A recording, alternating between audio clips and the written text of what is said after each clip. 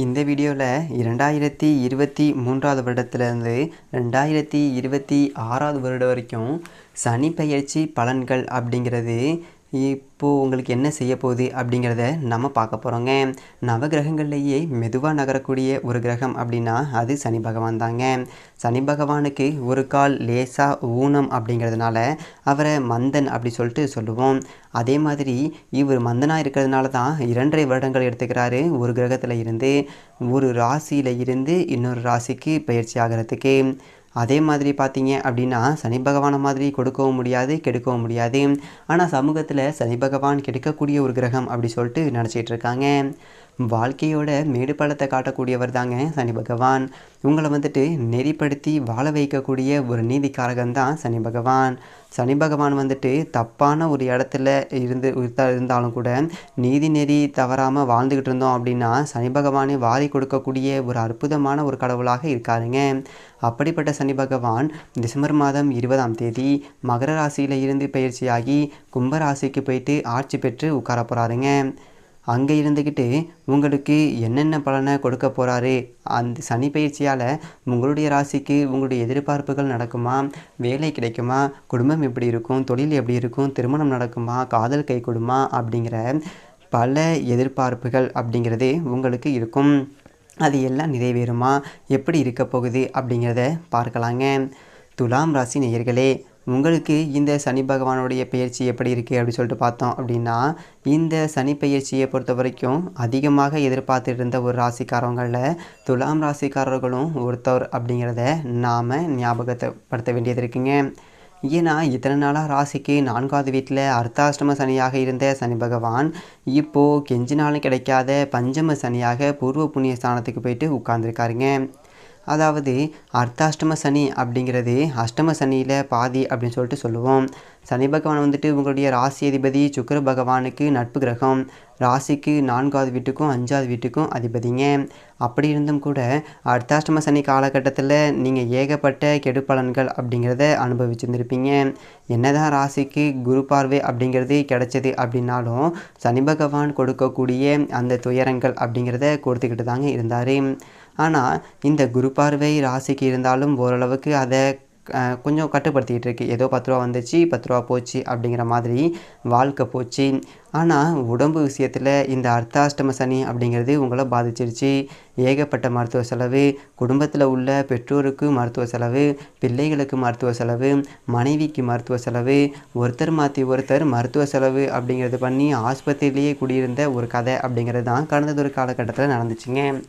இந்த மாதிரி காசு பணம் வருமானம் அப்படிங்கிறது வரதும் தெரியலை, போகிறதும் தெரியலை.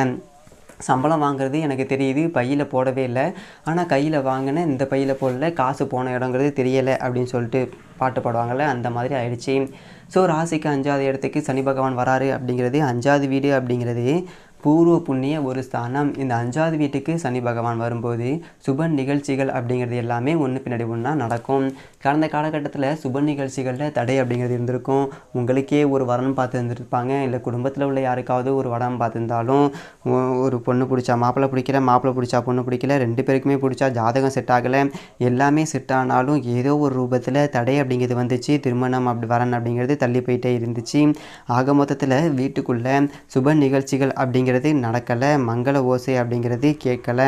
இன்னும் சில பேருக்கு பார்த்தீங்க அப்படின்னா குலதெய்வ பிரார்த்தனை அப்படிங்கிறதே இல்லாமல் இருந்ததற்கும், குலதெய்வ கோவிலுக்கு எங்கே இருக்குன்னு அப்படின்னு சொல்லிட்டு மறந்துருப்பீங்க. இன்னும் சொல்லப்போனால் குலதெய்வம் வீட்டுக்குள்ளே வரல, அதனால தான் இவ்வளோ கெடுதல் நடக்குது, நல்லது எதுவுமே நடக்க மாட்டேங்குது அப்படிங்கிற மாதிரி நிறைய பேர் சொல்லியிருந்திருப்பாங்க. இந்த 5வது இடத்துக்கு சனி பகவான் வராரு அப்படிங்கிறது தான் இதுதான் பூர்வ புண்ணிய ஸ்தானம், குலதெய்வ வீட்டுக்கு வர ஒரு நேரங்க. இப்போது இத்தனை நாளாக வீடு தரித்திரம் பிடிச்சாப்புல இருக்கே, வீட்டில் ஒரு நேர்மறை சிந்தனையே இல்லை, எதை எடுத்தாலுமே ஒரு எதிர்மறை சிந்தனையாக தான் இருக்குது, ஒரு செய்வனை வச்ச மாதிரி இருக்குது, ஒரு பீடை வச்ச மாதிரி இருக்குது, ஒரு தரித்திரம் பிடிச்ச மாதிரி இருக்குது அப்படின்னவங்களாம் கூட இதுக்கு மேலே வீடு முழுக்க ஒரு நேர்மறை சக்தி அப்படிங்கிறத நீங்கள் உணர தொடங்குவீங்க. குலதெய்வம் வீட்டுக்குள்ளே வரப்போகுது.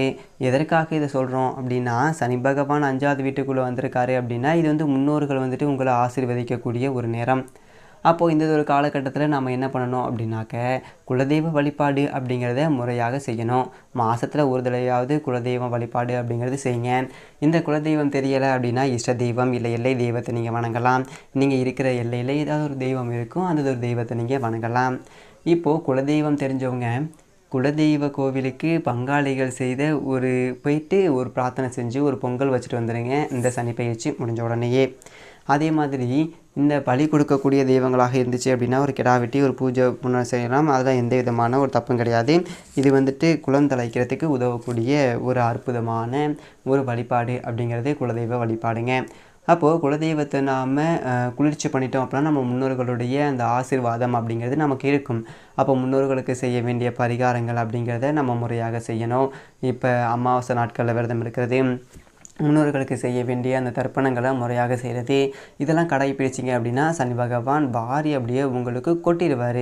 5வது இடம் அப்படிங்கிறது அதான், முன்னோர்கள் செய்த பாவமும் உங்களை சேரும், முன்னோர்கள் செய்த புண்ணியங்களும் உங்களை சேரும். அப்போது முன்னோர்களை நாம் குளிர்விச்சு அவங்களுக்கு செய்ய வேண்டிய சடங்கு சம்பிரதாயங்களை முறையாக செஞ்சோம் அப்படின்னா பாவங்கள் அவங்களுடைய ஒரு பெரிய பாவங்களை நீக்கி புண்ணியங்களை வாங்கி கொடுப்பாங்க. ஸோ இந்த முப்பாட்டன் பாட்டி தாத்தா இந்த மாதிரி கடந்த காலகட்டத்தில் யாராவது மறைஞ்சிருப்பாங்க இல்லைங்களா, அவங்க நினச்சி அவங்களுடைய நினைவு நாளில் ஒரு வேண்டுதலை வச்சுட்டு அவங்களுக்கு ஒரு பூஜை செஞ்சு ஒரு கற்பூரத்தை காட்டி அவங்கள வணங்குங்க, நல்லது நடக்கும். அதோட இந்த ராசிக்கு 5வது வீட்டில் இருக்கிற சனி பகவானுடைய பார்வை பார்த்திங்க அப்படின்னா ராசிக்கு 2வது வீட்டில், 7வது வீட்டில், 11வது வீட்டில் அப்படி இருக்குது. அப்போது இதோட விளைவு அப்படிங்கிறது பணப்புழக்கத்தை நல்லா வச்சுருக்கோங்க. அதே மாதிரி தனஸ்தானத்தில் சனி பார்வை விழுது, நிறைய புகழ் பாராட்டுக்கள் எல்லாமே உங்களுக்கு கிடைக்கும். வீட்டில் மங்கள ஓசை அப்படிங்கிறது நடக்கும், குடும்ப விருத்தி என்பது உண்டாகும். அதான் ரொம்ப ரொம்ப முக்கியம். திருமணமாகி குழந்தை பேர் இல்லாமல் இருக்கிற எல்லாருக்குமே இனிமேல் குழந்தை பாக்கியம் அப்படிங்கிறது கிடைப்பதற்கான ஒரு வாய்ப்பு இருக்குது. நிறைய பேர் சொல்லிகிட்டு இருப்பாங்க, கல்யாணம் ஆகி 2 வருஷமாச்சு 3 வருஷமாச்சு, கல்யாணம் காட்சிக்கு சொந்த பந்தத்தில் ஒரு நல்லது கெட்டதுக்கு போக முடியல, போனாலே பொம்பளைங்களை பார்த்து என்ன இன்னும் சும்மா இருக்கியா, நல்லா இருக்கியா, என்ன பண்ணுறீங்க ஏது பண்ணுறீங்க அப்படி சொல்லிட்டு இது தொடர்பாக பேசுவாங்க. நமக்கு இருக்கிற ஒரு வருத்தம் அவங்களுக்கு தெரியாது, இதில் வேறு இல்லையா அப்படின்னு சொல்லிட்டு கேட்டு குழந்தை பாக்கியம் இல்லையான்னு சொல்லிட்டு கேட்டு நம்மளை கொண்டுடுவாங்க வார்த்தையால். இப்போது நமக்கு வாரிசுன்னு சொல்லிட்டு பிள்ளை பேர் திருமொழியோ 4 பேர் கேட்குறதுக்கு பதில் சொல்கிறதுக்காவது நம்ம ஒரு வாரிசு உண்டாகணும் அப்படிங்கிற ஒரு எண்ணத்தை உண்டாக்கி நாமளும் அலையாத ஒரு ஆஸ்பத்திரியில், போகாத கோவில் இல்லை, செய்யாத ஒரு சடங்கு இல்லை, சம்பிரதாயம் இல்லை, எல்லாமே செஞ்சாச்சு, பரிகாரங்கள் எல்லாமே செஞ்சாச்சு, ஆனாலுமே நடக்கலை. அப்படிங்கிறதுக்கு காரணம் அடுத்த அஷ்டம சனி தான்.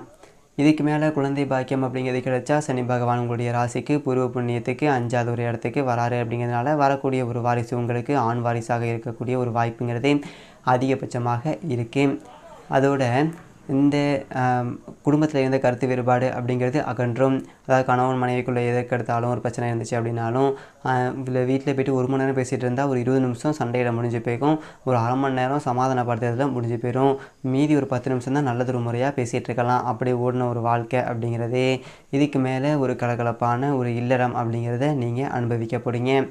அதோட சனியினுடைய பார்வை அப்படிங்கிறது 7வது வீட்டில் விழுகுது. அப்படிங்கிறதுனால மேற்படிப்பு படிக்கிறதுக்கு வெளிநாடுக்கு போகலாம், கூட்டு தொழில் செய்யலாம், இது எல்லாத்துக்குமே வாய்ப்பு அப்படிங்கிறது ரொம்ப நல்லாயிருக்கு. நண்பர்கள் உங்களுக்கு உதவியாக இருப்பாங்க. மனைவி பேரில் தொழில் நடத்துனீங்க அப்படின்னா பெரிய லெவலில் வருமானம் அப்படிங்கிறது அடையலாம். 11வது இடத்துல சனி பார்வைப்படுது அப்படிங்கிறதுனால லாபஸ்தானம் அப்படிங்கிறது புனிதமடையுது. அதே போல் உங்களுக்கு கூட இருக்கிறவங்க உங்கள் பக்கபலமாக இருந்து பண வருமானத்தை ஈட்டி கொடுப்பாங்க. ஆக மொத்தத்தில் காசு பணம் ஒரு 10 ரூபா சம்பாதிக்கக்கூடிய ஒரு நேரம் அப்படிங்கிறது தாங்க வந்திருக்கு. இப்போது ஏப்ரல் மாதம் வரைக்கும் உங்களுடைய ராசிக்கு குரு பார்வை அப்படிங்கிறது இருக்குது. அப்படிங்கிறதுனால இன்னும் கொஞ்சம் கூடுதல் வருமானம் அப்படிங்கிறத நீங்கள் ஏப்ரல் மாதம்குள்ளேயே பண்ணிக்கலாங்க. 20/12/2023 இருந்து 21/2/2024 வரைக்கும் சனி வந்துட்டு செவ்வாயினுடைய ஒரு சாரத்தில் போகிறாரு. அப்போது சுப செலவுகள் என்பது அதிகமாக இருக்கும். ஒரு வீடு கட்டலாம், இல்லை மனை வாங்கலாம், இல்லை கட்டின வீட்டை புதுப்பிக்கலாம், வெளியூர் பயணங்கிறது போகலாம், இன்ப சுற்றுலா போகலாம், ஆன்மீக சுற்றுலா போகலாம், குலதெய்வ பிரார்த்தனை பண்ணலாம், சுப நிகழ்ச்சிகள் செய்யலாம், இந்த மாதிரி சுப செலவுகள் அப்படிங்கிறத பண்ணலாம். அதே மாதிரி 22/2/2024 இருந்து 14/3/2025 வரைக்கும் ராகுவோட சாரத்தில் சனி போகிறாரு. அப்போது உத்தியோகத்தில் எதிர்பார்த்த ஒரு உதவி அப்படிங்கிறது கிடைக்கும். கடந்த காலகட்டத்தில் ஏதாவது ஒரு தப்பு பண்ணி பணி நீக்கம் செய்யப்பட்டவங்க, சஸ்பெண்ட் செய்யப்பட்டவங்க இருந்தால் கூட இதுக்கு மேலே பணி கிடைப்பதற்கான ஒரு வாய்ப்பு அப்படிங்கிறது ரொம்ப நிறையா இருக்குது. 2025க்கு மேலே குருசாரத்தில் சனி போவார், அதை அப்புறம் பார்த்துக்கலாம். அது ஒன்றும் பெரிய பிரச்சனை ஒன்றும் கிடையாது. ஸோ அதோட இந்த ஒரு காலகட்டத்திலே ஏப்ரல் மாதத்தில் குரு பெயர்ச்சி அப்படிங்கிறது 2024 நடக்கும். ரிஷபத்தில் குரு வந்துட்டு உட்கார போகிறாரு. இந்த ரிஷபராசியில் குரு இருக்கிற ஒரு காலம் அப்படிங்கிறது உங்களுக்கு ஒரு சுமாரான ஒரு காலம்தான். என்னதான் இருந்தாலும் சனி கொடுக்கும்போது குருவால் தடுக்க முடியாது. சனி கொடுத்தா குரு தடுக்க முடியாது. ஆனால் குரு கொடுத்தா சனி தடுப்பார். சனியை கொடுக்குற இடத்துல இருக்கார் அப்படிங்கும்போது நீங்கள் கவலைப்பட வேண்டியதில்லை. ராசி அதிபதி சுக்கிர பகவானுக்கு சனி நட்பு கிரகம் அப்படிங்கிறது இந்த ஒரு நேரத்தில் நாம் ஞாபகம் வச்சுக்கணும். அப்போது மிக அற்புதமான ஒரு காலகட்டம் உங்களுக்கு. தினமும் குளிச்சுட்டு உங்களுடைய முன்னோர்களை வணங்கிட்டு உங்களுடைய வேலைகளை தொடங்குங்க. மாதத்தில் ஒரு தடவை குலதெய்வ கோவிலுக்கு போங்க. குலதெய்வம் தெரியாதவங்க இஷ்ட தெய்வத்தை வணங்குங்க.